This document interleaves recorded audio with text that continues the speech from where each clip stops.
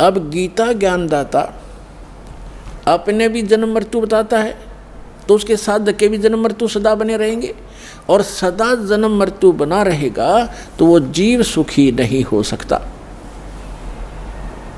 उसको परम शांति नहीं हो सकती।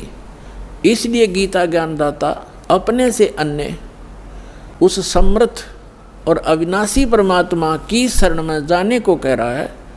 श्रीमद् भगवत गीता अध्याय नंबर 18 के श्लोक नंबर 62 में गीता ज्ञानदाता कहता है, अर्जुन तू सर्वभाव से उस परमेश्वर की शरण में जा, यानी कोई अन्य है वो। ये देखिएगा श्रीमद् भगवत गीता अध्याय 18 का और श्लोक नंबर हम 62 पढ़ेंगे। हे भारत, सब प्रकार से उस परमेश्वर की शरण में जा, उस परमेश्वर की कृपा से ही तू परम शांति को और सनातन परम धाम को प्राप्त होगा। इससे सिद्ध हो गया कि गीता ज्ञान दाता की साधना से न तो परम शांति हुए, न वो शाश्वत स्थान मिला है जो कभी नष्ट में नहीं आता, कभी नाश नहीं होता। अब श्री मद् भगवत गीता अध्याय नंबर 15 के श्लोक नंबर 1 से 4 में एक निष्कर्ष दिया है। जैसे श्रीमद् भगवत गीता अध्याय नंबर 4 के श्लोक नंबर 32 और 34 में स्पष्ट किया था बीदास ने कि उसमें कहा गया है कि 32वें श्लोक में कहा है कि अर्जुन, यज्ञों की जानकारी, यानी यज्ञ माने धार्मिक अनुष्ठान साधनाओं की जानकारी सच्चिदानंद घन ब्रह्म यानी उस परम अक्षर ब्रह्म के मुख कमल से उच्चरित वाणी में वो बोली गई है, वो तत्व ज्ञान है, उसमें विस्तार से कही गई है, और उसके जानने के बाद फिर पूर्ण मोक्ष प्राप्त हो जाता है। चौथे अध्याय के 34वें श्लोक में कहा कि वो तत्व ज्ञान जो सच्चिदानंद घन ब्रह्म यानी सत्य पुरुष अकाल मूर्त स्वयं अपने मुख कमल से आकर बोलता है, वो तत्व ज्ञान है। और उस तत्व ज्ञान को तू तत्वदर्शी संतों के पास जाकर समझ, उनको दंडोत प्रणाम करने से, कपट छोड़कर सरलतापूर्वक प्रश्न करने से वो तत्वदर्शी संत तुझे उस तत्व ज्ञान का उपदेश करेंगे। इससे सिद्ध हो गया कि गीता ज्ञानदाता अपने से अन्य किसी परमात्मा के बारे में जानकारी दे रहा है, और उस ज्ञान से वो गीता ज्ञानदाता भी परिचित नहीं है।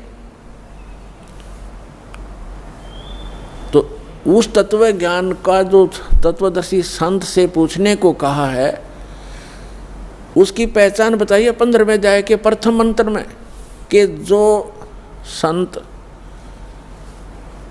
इस उल्टे लटके हुए संसार रूपी वृक्ष के यानी ऊर्ध्व मूलम अधः शाखम अश्वत्थम प्राहु अव्यम, ऊपर को जड़ वाला नीचे को शाखा वाला, ऊर्ध्व मूलम अधः शाखम अश्वत्थम प्राहु अव्यम छंदासी यस्य प्रणानी ये तम वेद स वेदवित।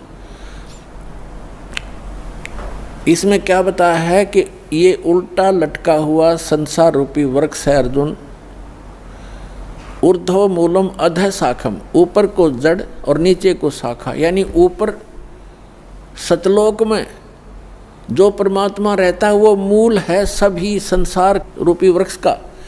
और जैसे पूरे वृक्ष को, पूरे पौधे को, पूरे पेड़ को आहार कहाँ से मिलता है? मूल से प्राप्त है, जड़ से। तो वो सबका पालनहार, सबका धारण पोषण करने वाला वो मूल परमात्मा, वो मूल मालिक तो ऊपर है। ऊर्ध्व मूलम, इस संसार रूपी वृक्ष की ऊपर को जो जड़ है वो तो पूर्ण परमात्मा है, नीचे को शाखा है, ये संसार रूपी वृक्ष है। और इसके जो सभी विभागों को जानता है, ये देखिएगा, स वेदवित, वह तत्वदर्शी संत है। ये देखिए, ये है पंचदशो अध्याय 15वां अध्याय, मंत्र नंबर 1। ऊर्ध्व मूलम, ऊर्ध्व माने ऊपर, अधः माने नीचे को शाखा, अश्वत्थम माने संसार रूपी पीपल का वृक्ष समझो, प्राहु कहा जाता है अव्यम अविनाशी।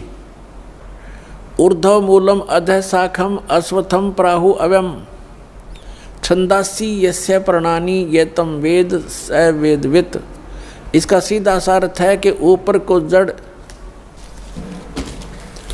ये देखिएगा, ये संसार रूपी वृक्ष का एक चित्र जानो। ऊपर को जड़ और नीचे को शाखा वाला है, ये संसार रूपी वृक्ष है। और जो संत जड़ से लेकर, मूल से लेकर तना, मोटी डार, शाखा और पत्तों तक बता देगा, स वेदवित, वो तत्वदर्शी संत है।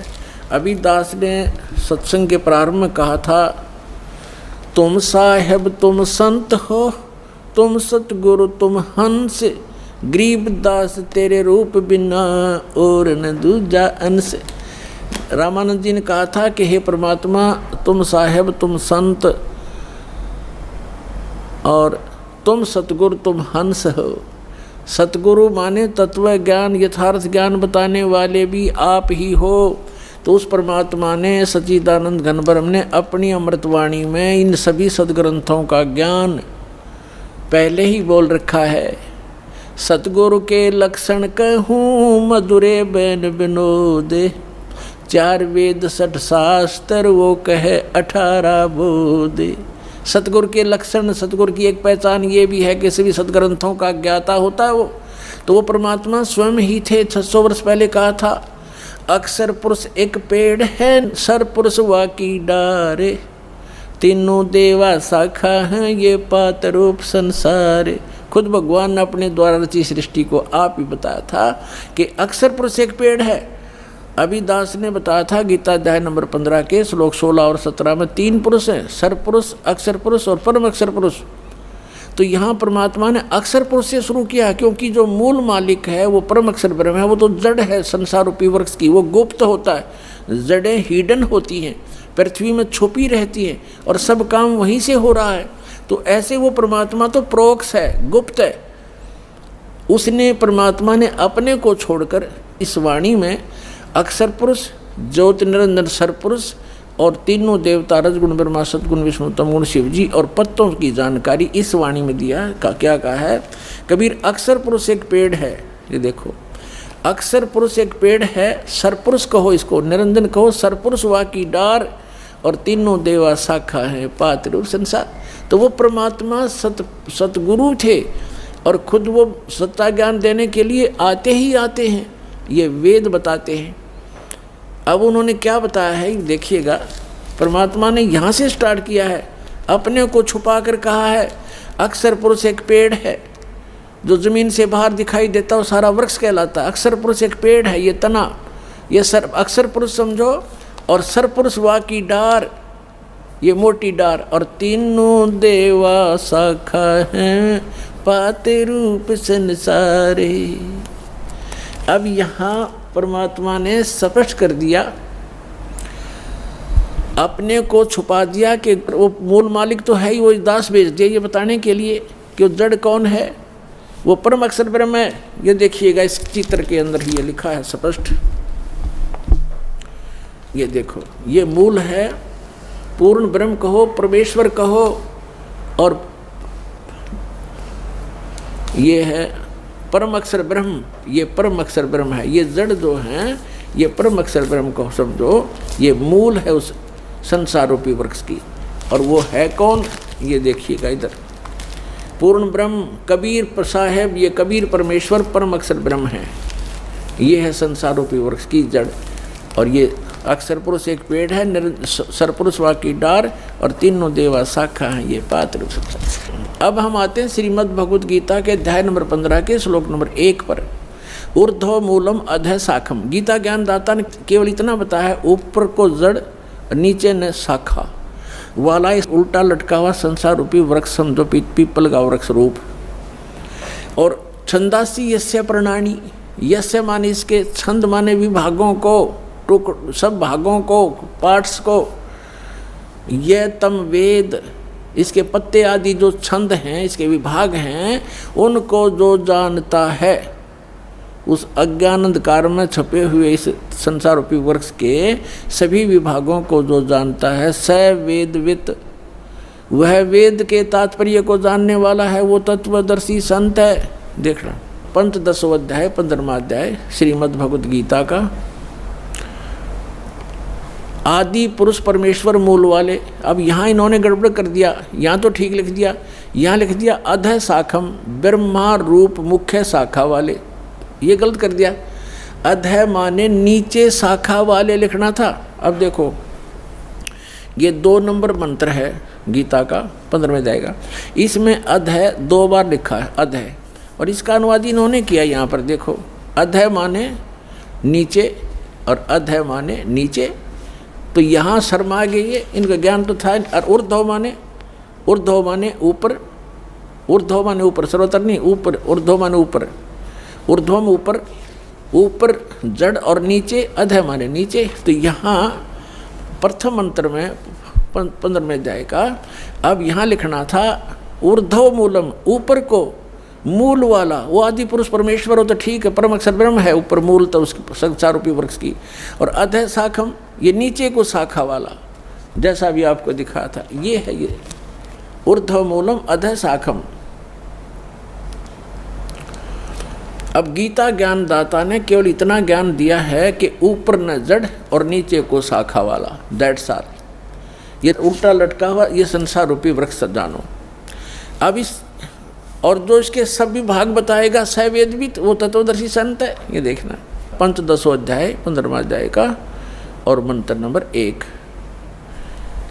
ऊर्ध्व मूलम अधः शाखम अश्वत्थम प्राहु अव्यम छंदासी यस्य प्रणानी ये तम वेद स वेदविद। इसके पत्तों, प्रणानी माने पत्ते, आदि पुरुष परमेश्वर मूल वाले, यहाँ लिखना था नीचे शाखा वाले, ऊपर को जड़ वाला नीचे शाखा वाला। संसार रूपी पीपल के वृक्ष को अविनाशी कहते हैं। और वेद, छंद माने वेद नहीं होता, छंद माने विभाग भी होता है, छंद जिसके पत्ते कहे गए हैं, इसका अर्थ है।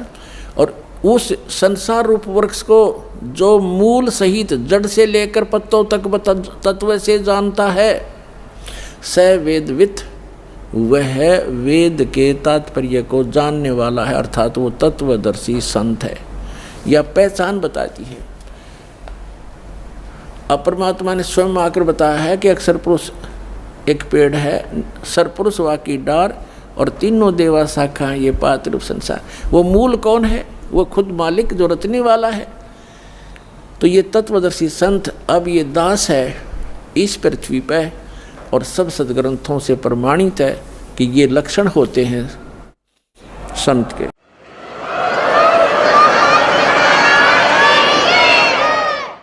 अब इसमें क्या बताया है 15वें अध्याय के 3-4 में स्पष्ट कर दिया है कि जिस समय वो तत्वदर्शी संत मिल जा और वो तत्व ज्ञान बतावेगा, उस तत्व ज्ञान रूपी शस्त्र के द्वारा इस अज्ञान रूप उलझी हुई गुत्थी को काट कर, अर्थात अच्छी तरह समझ कर, उसके पश्चात परमेश्वर के उस परम पद की खोज करनी चाहिए, जहाँ जाने के बाद साधक फिर लौटकर कभी संसार में नहीं आते। गीता ज्ञानदाता कहता है मेरे भी जन्म मृत्यु और तेरे भी अर्जुन। तो जब तक जन्म मृत्यु है तब परम मोक्ष नहीं हो सकता, वो परम शांति प्राप्त नहीं हो सकती, शाश्वत स्थान नहीं मिला उनको। अब देखिएगा यहाँ गीता ज्ञानदाता कहता है 15वें अध्याय के और 3 मंत्र से, इसमें कहा है कि इस संसार वर्ष का स्वरूप जैसा कहा है यहाँ वैसा यहाँ विचार काल में, यानी तेरे मेरे गीता जी के विवेचन में मैं नहीं जानता, नहीं पाया जाता, क्योंकि न इसका आदि और न अंत है। क्योंकि गीता ज्ञानदाता को इसका पता नहीं, क्योंकि ये सृष्टि रचने वाला नहीं है, तथा न ही इसकी अच्छी प्रकार से तिथि है। इसलिए इस सुविरूढ़ मूलम, अति दृढ़ मूल वाले, ये गलत है, अति दृढ़ मूल वाले यानी ऊपर का जो लोक है जहाँ परमात्मा रहता है, वो जहाँ से सबका धारण पोषण करता है, जो मूल है सबका, वो लोक दृढ़ हैं, वो अविनाशी स्थान है। सतलोक, अलखलोक, अगम लोक और अकय लोक, जिसको अनामी लोक भी कहती, वो तो सुदृढ़ मूल है। सुदृढ़ मूलम, उस सुदृढ़ मूल वाले यानी उस अविनाशी स्थान वाले भगवान के। अब देखो सुविरूढ़ मूलम, अति दृढ़ मूल वाले संसार रूपी पीपल के वृक्ष को, यानी संसार की सृष्टि को दृढ़ेन माने दृढ़, यानी उस अटल, उस बिल्कुल स्वस्थ यह है असंग शस्त्रेण, तत्व ज्ञान रूपी शस्त्र द्वारा। यह वैराग रूप नहीं, ये अर्थ गलत कर दिए। तत्व ज्ञान रूपी शस्त्र द्वारा काट कर, अर्थात उसको अच्छी तरह समझकर वो ज्ञान अटल है। उसके पश्चात 15वें अध्याय का ये 4था श्लोक श्रीमद् भगवद गीता का, उसके पश्चात उस परम पद रूप परमेश्वर को भली भांति खोजना चाहिए, जिसमें गए हुए पुरुष फिर लौटकर संसार में नहीं आते, और जिस परमेश्वर से पुरातन संसार वृक्ष की प्रवृत्ति विस्तार को प्राप्त हुई है, अर्थात जिसने सब संसार रूपी वृक्ष की रचना की है, सब ब्रह्मांडों की रचना की है, उसी आदि पुरुष नारायण की मैं शरण हूँ। इस प्रकार दृढ़ निश्चय करके उस परमेश्वर का मनन और निधिध्यासन करना चाहिए। इससे सिद्ध हो गया कि गीता ज्ञान दाता भी अपने से अन्य किसी परम शक्ति और ऑल कंट्रोलर, सबके उत्पादक सर्वोत्पादक परमात्मा की भक्ति करने को ही कह रहा है, अपनी भी नहीं कह रहा। पुण्यात्माओं, ये सूक्ष्म वेद को समझाने की एक पंक्ति को आपके हृदय में जचाने के लिए कि 88 नहीं गए और 2400 पर चोखे, 3300 पर तलब है, कोई बकरा कोई भूखे। एक पंक्ति को समझाने के लिए आज 2 घंटे का सत्संग चल रहा है। क्या बताया है कि 88,000 ऋषि भी वहाँ नहीं पहुँचे। कहाँ? श्रीमद् भगवद गीता अध्याय नंबर 18 के श्लोक नंबर 62 में कहा कि अर्जुन तू सर्वभाव से उस परमेश्वर की शरण में जा, उस परमेश्वर की कृपा से ही तू परम शांति को और सनातन शाश्वतम स्थानम, उस अमर लोक को प्राप्त होगा, सत्यलोक को प्राप्त होगा। सत्य माने शाश्वत, सदा रहने वाला। तो शाश्वत स्थान पर जाने के लिए तत्वदर्शी संत की आवश्यकता है। तो उसके लिए कहा है गुरु बिन काहू न पाया ज्ञान, जो थोथा बुछड़े मूड किसाना, गुरु बिन वेद पढ़े जो प्राणी, समझन सार रहे अज्ञानी। अब आज के सत्संग में यही निर्णय किया जा रहा है कि जिन महापुरुष ऋषि महर्षियों को हम बड़े विद्वान और परमात्मा प्राप्त समझा करते थे, वो तो इन विष्णु और शंकर भगवान को समर शक्ति बताते रहे और दुर्गा की भक्ति की साधना बताते रहे, और वही भगवान ब्रह्मा और विष्णु और शंकर और देवी को कितना ज्ञान है ये आपके रूबरू हुआ। तो ये मोक्ष कैसे प्राप्त कर सकते हैं? 88 नहीं गए, 88,000 भी वहाँ नहीं गए शाश्वत स्थान पर, और ये 24 अवतार भी नहीं गए। ये विष्णु जी के अवतार हैं, और विष्णु जी कहते हैं मैं दुर्गा से ऊपर किसी को जानता ही नहीं, ये भगवान है मेरे लिए, तो इससे ऊपर कोई देव नहीं। और दुर्गा कह रही है कि ब्रह्म की साधना करो और सब मेरी भी पूजाएं छोड़ दो, उसका ओम नाम है, वो ब्रह्म लोक में रहता है, वहाँ चले जाओगे तुम्हारा कल्याण हो। और ब्रह्म कहता है कि ब्रह्म लोक में गए हुए प्राणी, गीता अध्याय नंबर 8 के श्लोक नंबर 16 में और गीता अध्याय नंबर 8 के श्लोक नंबर 13 में अपना मंत्र बताता है कि मुझ ब्रह्म का केवल एक ओम मंत्र है। इससे वो परम गति होगी जो ब्रह्म लोक प्राप्ति होगी, वो भी अंतिम सांस तक साधना करने वाले की। और ब्रह्म लोक में गए हुए प्राणी भी जन्म मृत्यु में आते हैं। अब वो खुद कहता है कि उस परमेश्वर की शरण में जा जिसकी कृपा से तू परम शांति को और सनातन परम धाम को प्राप्त होगा। और 15वें अध्याय के 4थे श्लोक में स्पष्ट कर दिया है कि जहाँ जाने के बाद साधक फिर लौटकर कभी संसार में नहीं आते। और गीता ज्ञानदाता कहता कि मैं भी जन्म मृत्यु और तेरी भी जन्म मृत्यु। तो पुण्यात्माओं, इस एक कंसेप्ट को क्लियर करने के लिए कि सूक्ष्म वेद में जो लिखा है वो सारा सत्य है, लेकिन हमने असत्य ग्रहण कर रखा था, इसलिए हमारे सत्य हमें अच्छा नहीं लगा, सुहाया नहीं। उस सत्य को सत्य ग्रहण कराने के लिए आपके हृदय में इसको स्थान बनाने के लिए ये इतना सत्संग करना पड़ रहा है। अब क्या निष्कर्ष निकला? इन जितने भी अज्ञानी हैं, आचार्य हैं, शंकराचार्य हैं, या जितने भी ब्राह्मण गुरु हुए हमारे, या विश्व के जितने आज तक महापुरुष संत गुरु पद हुए हैं, जिन महापुरुषों को परमात्मा मिले उनको छोड़कर, वो तो आपको मैंने दास ने नाम गिना ही दिए, और कोई एक आधा भूल चूक रहेगी होगी, वो मैं उनसे अपरिचित नहीं हूँ, उनको अवश्य मिले होंगे, उनको ज्ञान अवश्य होगा। तो इनके अतिरिक्त किसी के पास यथार्थ ज्ञान नहीं, यथार्थ भक्ति विधि नहीं, तो ये मोक्ष कैसे प्राप्त करेंगे? आज का प्रसंग यही चल रहा है कि गुरु बिन काहू न पाया ज्ञान, जो थोथा भूषण मूड किसाना, गुरु बिन वेद पढ़े जो प्राणी, समझ न सार रहे अज्ञानी। ये सारे ज्ञानी थे। सुर नर मुनि जन 33 करोड़ी, बंदे सभी काल की डोरी। ये 33 करोड़ देवता, ये सुर मुनि ऋषि महर्षि, कहते हैं सारे काल की डोरी का बंधे रहते। और ये जितने भी आज तक के आचार्य शंकराचार्य हमारे हुए हैं धर्मगुरु, इनसे पूछिएगा कि गीता अध्याय नंबर 18 के श्लोक नंबर 62 में गीता ज्ञानदाता अपने से अन्य किस परमेश्वर की शरण में जाने को कह रहा?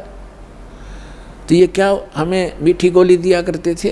अपने ही बारे में कह रहे हैं श्री कृष्ण ही, श्री कृष्ण से ऊपर कोई भगवान नहीं, स्वयं कृष्ण भगवान, स्वयं भगवान श्री कृष्ण भगवान स्वयं, ये सब कुछ अपने बारे में कह रहे। इनमें अकल है कोई? और आज तक ये हमें मूर्ख बना रहे थे।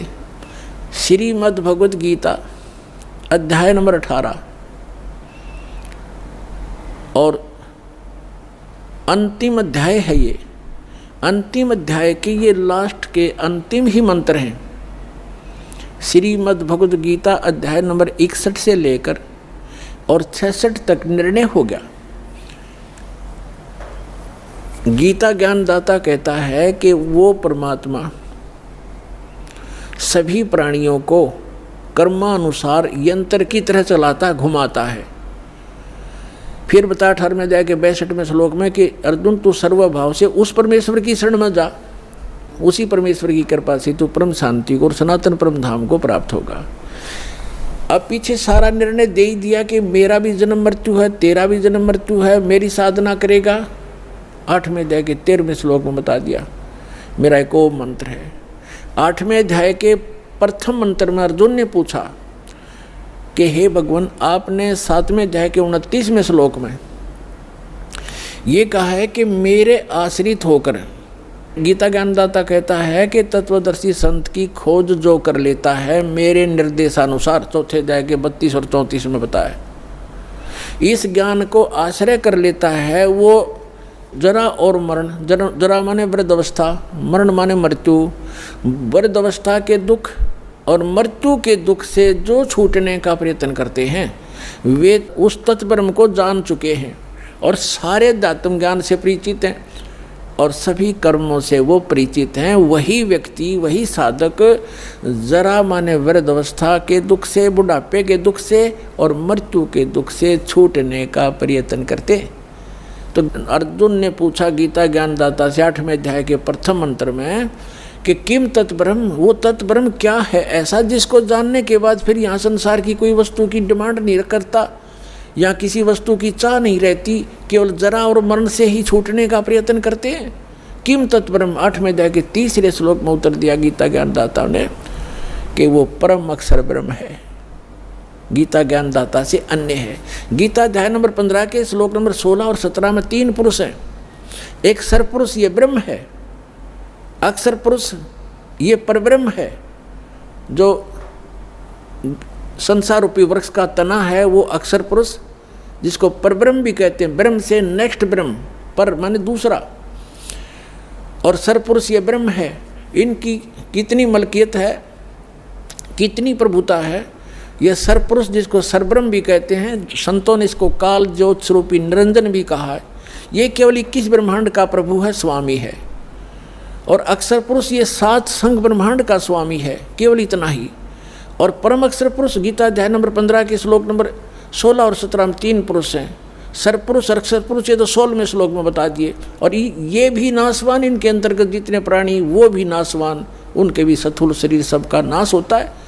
जीवात्मा तो सबकी अमर है, गधे कुत्ते की भी अमर है। फिर 17वें श्लोक में कहा 15वें अध्याय के कि उत्तम पुरुष है तू अन्य परमात्मा इति उदाहरत है, ये लोक तरम अविश्य विवर्ती अवैश्वर है। वो उत्तम पुरुष यानी पुरुषोत्तम, वो पुरुषोत्तम तो कोई और है जो तीनों लोकों में प्रवेश करके और सबका धारण पोषण करता है, जो परमात्मा कहलाता है, जो वास्तव में अविनाशी है। गीता ज्ञानदाता कहता है कि वो है पुरुषोत्तम, इन दोनों से अन्य है। अब यहाँ पुण्यात्माओं 15वें अध्याय के 18वें श्लोक में ये विचलित कर देंगे अज्ञानी आपको। ये खुद कह रहा गीता ज्ञानदाता कि मैं लोक वेद में पुरुषोत्तम प्रसिद्ध हूँ। वो यहाँ ये कहना चाहता है कि मेरे अंतर्गत जितने भी प्राणी आते हैं 21 ब्रह्मांड में, उनसे मैं उत्तम हूँ, उनसे श्रेष्ठ हूँ, उनसे हर तरह से मैं उच्च हूँ, शक्ति में भी उच्च हूँ। जैसे गीता अध्याय नंबर 7 के श्लोक नंबर 1 से लेकर 10 तक ये स्पष्ट कहता है, बलवानों का बल में हूँ, बुद्धिमानों की बुद्धि में हूँ। तो ये जो इसके अंतर्गत है उन पर लागू है। ये कहता है इस लोक वेद में, लोक वेद माने दंत कथा, सुने सुनाए ज्ञान के आधार से जो इस लोक में चल रहा है जो ज्ञान, उसके आधार से मैं पुरुषोत्तम प्रसिद्ध हो रहा हूँ, इसलिए क्योंकि मैं मेरे अंतर्गत जितने प्राणी हैं उन तक श्रेष्ठ हूँ। लेकिन 15वें अध्याय के 17वें श्लोक में इसने स्पष्ट ही कर दिया कि उत्तम पुरुष है तो अन्य, उत्तम पुरुष माने पुरुषोत्तम, वो तो कोई और है, और उसको तत्वदर्शी संत बताएंगे। और वो तीनों लोकों में प्रवेश करके सबका धारण पोषण करता है, वो अविनाशी भगवान है, अपना तो जन्म मृत्यु बताता है, और वास्तव में वो परमात्मा कहलाता है। परमात्मा का अर्थ होता है श्रेष्ठ आत्मा, जो दुख नहीं देवा, केवल सुख सुख देता है। तो ये सुख सागर है परमात्मा। कबीर जी अमर पुरुष, सतपुरुष, परम अक्षर पुरुष। तो यहाँ गीता अध्याय नंबर 8 के श्लोक नंबर 5 और 7 में गीता ज्ञानदाता कहता है कि मेरी साधना कर। 8वें अध्याय के 13वें श्लोक में इसने बता दिया मेरा तो ओम अक्षर है, ओम एक अक्षर है, नथिंग एल्स। और इसकी भक्ति करने से ओम से मिलने वाली परम गति मिलेगी। वो क्या मिलेगी? ब्रह्म लोक जाएगा। 8वें अध्याय के 16वें श्लोक में लिखा कि ब्रह्म लोक में गए हुए प्राणी भी जन्म मृत्यु में आते हैं। तो ये कहता है कि 8वें अध्याय के 5 और 7 में कि मेरी भक्ति करेगा मुझे प्राप्त होगा, लेकिन युद्ध भी करना पड़ेगा। तो जहाँ युद्ध है वहाँ शांति कहाँ? अब फिर ये बताता है 17वें अध्याय के 23वें श्लोक में कहा है कि सच्चिदानंद घन ब्रह्म यानी परम अक्षर ब्रह्म के पाने का 3 मंत्र का जाप है। ओम तत्सत, ओम तो सरपुरुष का, तत् और सत ये सांकेतिक, इस दास के अतिरिक्त इस विश्व में किसी के पास ये मंत्र नहीं है। परमात्मा की दास से दास पर रजा हुई है। ये कोड वर्ड है तत् और सत, ये सांकेतिक। तत् है ये सांकेतिक शब्द है, ये अक्षर पुरुष का है, और सत भी सांकेतिक है, ये परम अक्षर पुरुष यानी परम अक्षर ब्रह्म का है। तो यहाँ स्पष्ट कर दिया कि उस परम अक्षर ब्रह्म के प्राप्ति के लिए 3 मंत्र के जाप की साधना करनी है आपने। साधना अन्य वस्तु होती है, पूजा अन्य होती है। जैसे हमारा इष्ट है जल, हमने जल प्राप्त करना, जल का पता लग गया पृथ्वी के अंदर है, तो हैंड पंप लगाना पड़ता है। हैंड पंप ऊपर फिर उसके पाइप बोकी लगाना, फिर ऊपर मशीन लगाना, हैंड पंप, ये सारी जो व्यवस्था है, ये उपकरण प्रयोग करने पड़ेंगे, साधना करनी पड़ेगी हमने उस उपास्य यानी इष्ट को प्राप्त करने के लिए, जल को प्राप्त करने के लिए। ये मंत्र हमारे पूज्य नहीं है, इन मंत्रों से हमें वो पूज्य वस्तु प्राप्त होगी। ये साधना है, ये मजदूरी है हमारी। तो यहाँ अभी तक ये कबीर पंथी यहाँ मार खा गए, इन मंत्रों को इन्होंने अवॉइड कर दिया कि तो काल के मंत्र हैं, ओम भी काल का फलाना। अरे हमने पानी जल प्राप्ति के लिए जो साधना प्रयोग करनी है वो चाहे लोहे की है, तो उस लोहे की वस्तु बिना वो जल ना मिल रहा है। इसी प्रकार ये जो मंत्र हैं ये अभी तक किसी का समझ में नहीं आए थे। उन महापुरुषों ने छोड़कर जिनको भगवान मिले, उन्होंने तो स्पष्ट किया है कि वही गुरु पूरा कहा है जो 2 अक्षर का भेद बतावे। नानक साहब जी कहते हैं, जय तू पढ़िया पंडित बिन 2 अक्षर 2 नामा, परमति नानक एक लंघाए जय कर सत समावा। 2 अक्षर का तो सतनाम है, एक ये सार नाम है, इनसे हटकर है। ओम और तत् मिलकर सतनाम बनता है 2 अक्षर का। इसकी श्वास और उश्वास से साधना करनी होती है, और सत, वो सत जो है वो सार नाम है, वो अलग है। इन सब की साधना करनी पड़ती है। 17वें अध्याय के 23वें श्लोक में श्रीमद् भगवद गीता में गीता ज्ञानदाता बता रहा है कि सच्चिदानंद घन ब्रह्म के पाने का केवल ओम तत्सत ये 3 मंत्र के जाप का निर्देश है, नथिंग एल्स, और कोई नहीं। निर्देश माने फाइनल डायरेक्शन, इसके अतिरिक्त कुछ नहीं। अब यहाँ 8वें अध्याय के 5 और 7 में तो अपने विषय में बता दिया कि मेरी साधना करेगा मुझे प्राप्त होगा, लेकिन युद्ध करना पड़ेगा। तो युद्ध करना जहाँ पड़ गया वहाँ शांति कहाँ। फिर 8वें अध्याय के 8, 9, 10 3 मंत्रों में स्पष्ट किया गीता ज्ञानदाता ने कि उस परम अक्षर ब्रह्म की भक्ति करोगे तो उसी के पास जाओगे। उसकी साधना का मंत्र बता ही दिया, वो ओम तत्सत। तत् और सत ये सांकेतिक है, ये खुद नहीं जानता गीता ज्ञानदाता। उसके लिए 4थे अध्याय के 32 और 34 में स्पष्ट कर दिया है मंत्र में कि जो सच्चिदानंद घन ब्रह्म अपने मुख कमल से, परम अक्षर ब्रह्म स्वयं आते हैं यहाँ पर, वो काल पुरुष, और अपने मुख कमल से यथार्थ ज्ञान और यथार्थ भक्ति विधि बताते हैं। उसके अंदर विस्तार से कही गई है वो धार्मिक अनुष्ठानों की जानकारी, यज्ञों की। यज्ञ माने धार्मिक अनुष्ठान, साधनाएं। उसको जानने के बाद साधक फिर पूर्ण मोक्ष प्राप्त कर जाता है। उसके लिए तत्वदर्शी संतों के पास जाने के लिए गीता ज्ञानदाता कहता है। इसे सिद्ध है कि गीता ज्ञानदाता न तो तत्व ज्ञान से परिचित, और तत्व ज्ञान गीता ज्ञानदाता से अन्य है, और वो तत्वदर्शी संत भी अन्य है। तो वो ये दास है, रामपाल दास आज विश्व में इस तत्व ज्ञान से परिचित।